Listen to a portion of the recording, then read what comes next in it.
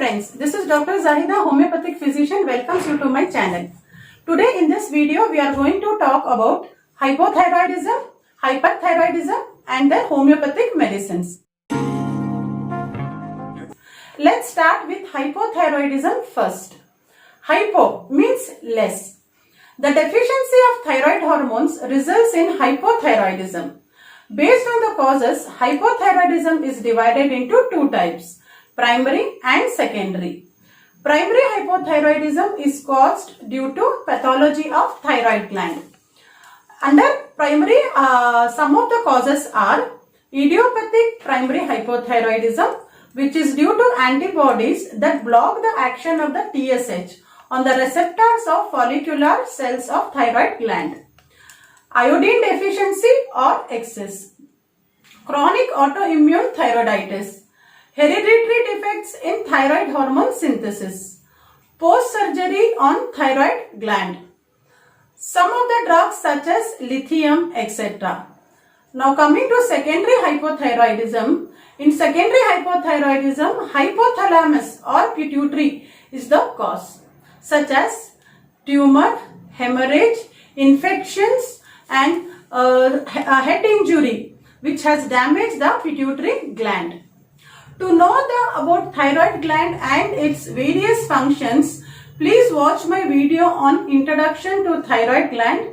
I will give you the link below in the description. Now let's talk about the clinical features of hypothyroidism. Thyroid hormone is required for normal functioning of each and every tissue in the body. Hence, deficiency will be manifest as multi-system involvement.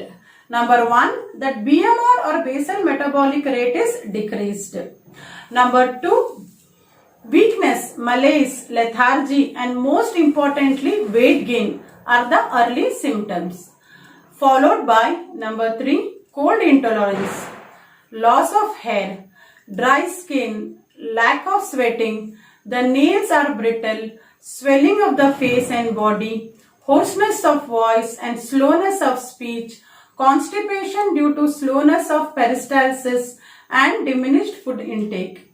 In females, irregular menses, PCOD and infertility, bradycardia or slow heart rate. Under neurological symptoms, there will be stiffness, cramps in muscles, physical and mental slowness, lethargy and depression. Diagnosis is characteristic clinical feature and thyroid hormone estimation.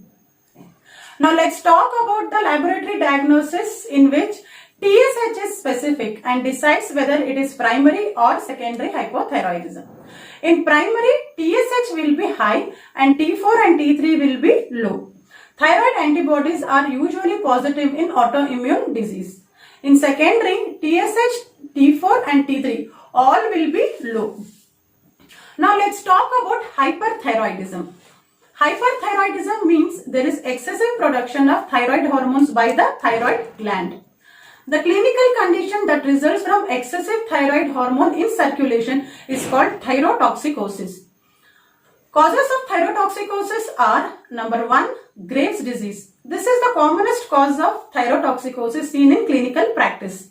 In Graves' disease, immune system mistakenly attacks our own thyroid gland and causes it to become overactive. Number 2, toxic multinodular goiter. Number 3, toxic adenoma. Number 4, thyroiditis causing transient toxicosis. Number 5, iodine induced. Number 6, drug induced such as amiodarone, etc. Now let us talk about the signs and symptoms of thyrotoxicosis. Here the metabolic rate is increased. There is weight loss even when the appetite is high and they are eating more than others. Increased sweating, intolerance to warm temperature, even in the normal room they will feel hot. Trembling of hands, muscle weakness, especially upper arms, fast heart rate or patient complains of palpitation, increased frequency of stool or diarrhea, prominent stare of eyes or protrusion of eyes, diffuse swelling in the neck and nervousness, anxiety, irritable and quarrelsome feeling, restlessness, insomnia, change in menstrual pattern, usually they have short menses, Lab test includes TSH, T4 and T3 levels in blood. In hyperthyroidism, TSH is low while T4 and T3 are high. TPO antibodies can also be positive if the hyperthyroidism is due to autoimmune thyroiditis.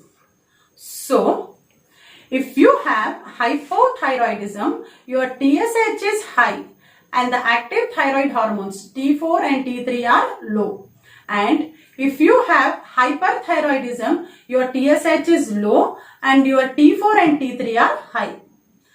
Before going to its treatment, apart from the causes which I mentioned in both the conditions, few more things I would like to add over here is, it could be stress induced and in some cases there is a family history of thyroid disorders.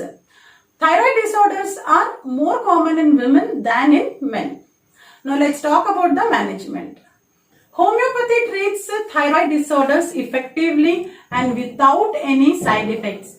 Homeopathic detailed approach recognizes each case as unique. Homeopathic treatment for thyroid stimulates better functioning of the thyroid gland, so it can produce the hormones on its own.